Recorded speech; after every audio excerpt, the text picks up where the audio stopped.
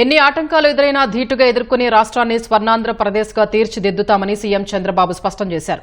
గత ప్రభుత్వ విధ్వంసం నుంచి రాష్ట్రం ఇప్పుడిప్పుడే కోలుకుంటుందన్న ఆయన కేంద్రం సహకారంతో ముందడుగు వేస్తున్నట్లు గవర్నర్ ప్రసంగానికి ధన్యవాదాల తీర్మానంపై అసెంబ్లీలో జరిగిన చర్చకు సమాధానంలో తెలిపారు.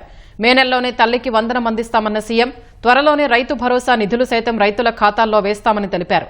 ప్రభుత్వం అధికారంలోకి వచ్చి ఏడాదయ్యే నాటికి 5 లక్షల ఇళ్లు నిర్మిస్తామన్న చంద్రబాబు అందరికీ ఆరోగ్య బీమా కల్పిస్తామని వెల్లడించారు. 2027 నాటికి పోలవరం పూర్తి చేస్తామని, నిర్దేశిత ఎత్తుకే ప్రాజెక్టును కడతామని స్పష్టం చేశారు. 40 ఏళ్లలో నాకు ప్రతిపక్ష హోదా ఇస్తేనే అసెంబ్లీ జరగనిస్తాం లేకుంటే ఉంటామని చెప్పిన ఏకైక సందర్భం నిన్నటి రోజు అధ్యక్ష. ఒక మాటలో చెప్పాలంటే అది ఒక చీకటి రోజు అన్న అభిప్రాయం. ప్రజలు 11 మందిని గెలిపించారు, 11 గంటలకు వచ్చారు, 11 గంటల 11 నిమిషాలకు వెళ్లిపోయారు. అంటే కరెక్ట్ గా 11 నిమిషాలు ఉన్నారు. ఆ 11 నిమిషాల్లోనే స్పీకర్ అవమానించడం ఇవన్నీ జరిగే పరిస్థితి వచ్చింది. ప్రతిపక్ష హోదా మీరు నేను ఇచ్చేది కాదు, ఇది ప్రజలు ఇచ్చేది. అది గుర్తుపెట్టుకోవాల్సిన అవసరం ఉందని చెప్పి కూడా నేను మీకు తెలియజేస్తున్నాను. ఇప్పటికీ డిఎస్సి అనౌన్స్ చేశాం. రాబోయే సంవత్సరం 16,384 ఉద్యోగాలు ఏవైతే చెప్పామో రిక్రూట్ చేసి ట్రైన్ చేసి పోస్టింగ్స్ ఇచ్చి పాఠశాలలు ఓపెన్ చేస్తామని చెప్పి కూడా నిరుద్యోగులందరికీ హామీ ఇస్తున్నాం. దానికి కూడా శ్రీకారం చుడుతున్నాం. ఇది కాకుండా దిశ మే నెలలో తల్లికి వందనం, ఎంతమంది పిల్లలున్నా అంతమందికి డబ్బులు ఇచ్చే కార్యక్రమానికి శ్రీకారం చుడతాం.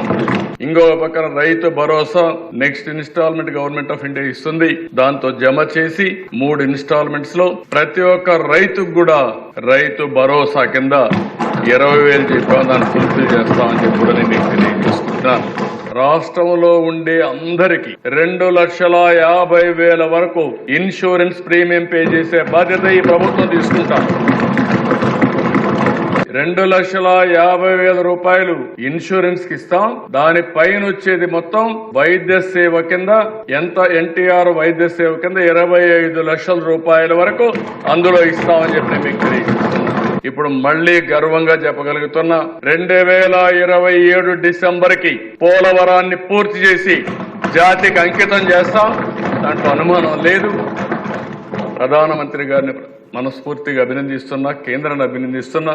12,150 కోట్ల రూపాయలు ఫండ్స్ కూడా ఇచ్చారు. అదే సమయంలో 41 మీటర్లు కాదు 45 మీటర్లు 45.74 కావాలి. ఒరిజినల్ హైట్ కే మనం ముందుకు పోతాం. కానీ ఇది గడిచిన ప్రభుత్వంలో ఈ ఎస్టిమేట్స్ పంపించారు, శాంక్షన్ అయింది డబ్బులు. అది తీసుకోకపోతే మనం లేట్ అయిపోతాం కాబట్టి ఇది పూర్తి చేసుకుంటూనే దాన్ని కూడా కన్విన్స్ చేసుకుని తెస్తాం. అది మన హక్కు, విభజన చట్టంలో ఉంది.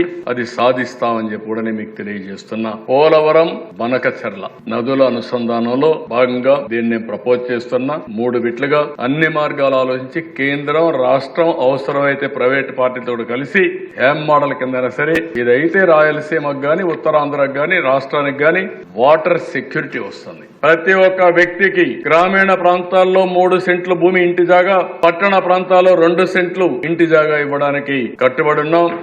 5 సంవత్సరాల్లో ప్రతి ఒక్కరికి ఇల్లు కట్టించే బాధ్యత, ఇల్లు లేదనకుండా ఈ పని పూర్తి చేసే బాధ్యత తీసుకుంటాం. ఇప్పటికే 1,14,000 ఇండ్లు కట్టాం. రేపు జూన్ 12వ తారీఖున అంటే 1 ఇయర్ ఈ ప్రభుత్వం పదవి చేసే సమయంలో 5 లక్షల ఇండ్లు కట్టి పేదవాళ్లకు అంకితం చేస్తామని చెప్పి కూడా ఈ సభ ద్వారా హామీ ఇస్తున్నాం. 19 మార్చికి 3,75,295 కోట్ల రూపాయలు అప్పుంటే 12 జూన్ 2024కి 9,74,556 కోట్ల రూపాయలు అప్పు చేసే పరిస్థితికి వచ్చారు. అదే అధ్యక్ష అక్కడ హెడ్డింగ్స్ వారిగా మీరు చూస్తే గవర్నమెంట్ డెట్ వచ్చి 4,39,278 కోట్లు, పబ్లిక్ అకౌంట్ లయబిలిటీస్ 80,914 కోట్లు, కార్పొరేషన్స్ యొక్క డెట్ 2,48,677 కోట్లు, సివిల్ సప్లైస్ కార్పొరేషన్ మొన్న అప్పులు చేసిపోతే ఇప్పుడు ఆ అప్పులు ఏం చేయాలని అర్థం కాకుండా అవస్థపడే పరిస్థితికి వచ్చాం. దగ్గర 36,000 కోట్లు. పవర్ సెక్టర్ లో డ్యూస్ అవన్నీ చూస్తే 34,267 కోట్లు. అవుట్ స్టాండింగ్ డ్యూస్ ఏజెన్సీస్ అనే కాంట్రాక్టర్లకి అన్ని దగ్గర అప్పులు పెట్టేస్తే 1,13,244 కోట్లు. ఎంప్లాయీస్ వాళ్ళ యొక్క ప్రావిడెంట్ ఫండ్ కూడా ఉపయోగించేశారు 21,980 కోట్లు. Non contribution to sinking fund, all these things చూస్తే 1196. మొత్తం చూసినప్పుడు దేశ 9,74,556 కోట్ల రూపాయలు అప్పులు పెట్టెళ్లారు. సంపద సృష్టించకుండా ఇష్టానుసారం ప్రవర్తించి అప్పులు తీసుకొచ్చి ఖర్చు పెడితే అది సస్టైనబుల్ మోడల్ కాదు. దేశ ఒక డిటర్మినేషన్ తో ఉన్నాం. ఎన్ని అడ్డంకులున్నా ఈ రాష్ట్రాన్ని స్వర్ణాంధ్రప్రదేశ్ దిశగా నడిపించడానికి హెల్తీ, హ్యాపీ అండ్ వెల్తీ సొసైటీగా తయారు చేయడానికి కంకణం కట్టుకొని ముందుకు పోతా అని తెలియజేసుకుంటూ విజన్ 2047 ఇది సాధించడానికి మా కూటమి పనిచేస్తుందని మరొక్కసారి హామీ ఇస్తూ అందరికీ నమస్కారాలు.